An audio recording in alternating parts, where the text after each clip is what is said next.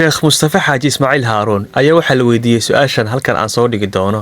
waxaa lagu yidhi sheekh, culimmada soomaaliyeed ee diinta aqoonta u leh maxay uga mid noqon waayeen talada dalka uga qayb qaadan waayeen oo dadka yacni ummadda u talinaya maxay uga mid noqon waayeen?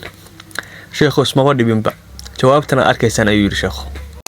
yaa u diiday wadaadada ama sheekh iyadu inay ka noqdaan wadanka madaxa ama isu sharaxaan inay hogaamiyaan bulshada si ay u helaan awood ballaaran oo lagu badbaadiyo bulshada, loogana badbaadsho dhagarta gaalada, taas oo aysan fahansanayn madaxda maanta joogta oo maxaan ku idhahdaa ku yaryahay cilmiga diintu.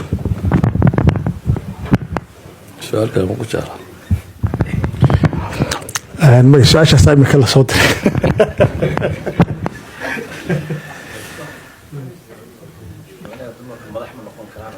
ninkii siyaasiga wadanka maamula tol buu leeyahy meesha saaray ee uu ku maamulo, laakiin wadaadku tol ma leh. wadaadku mabda kitaab buu sidaa. soomaaliya kitaab ma ogashay? baarlamaankoodii intuu isu tegay iyagoo 123 nina ayaa 2 nin diiday, nina aamusay. 120 ninba waxay isku raaceen inaan ilaahay kitaabkiisa waxba lagu xukumi karin.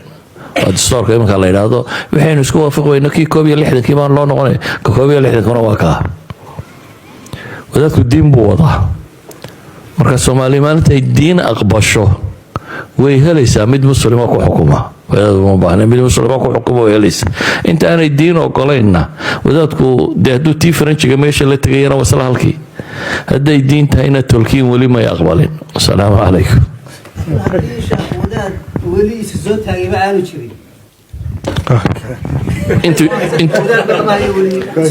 intuu isa soo taagay baad hal coda siiseen.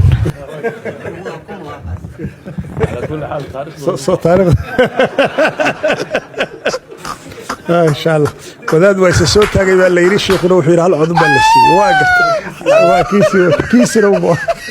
kiisi uu noqday taasina waa gartay.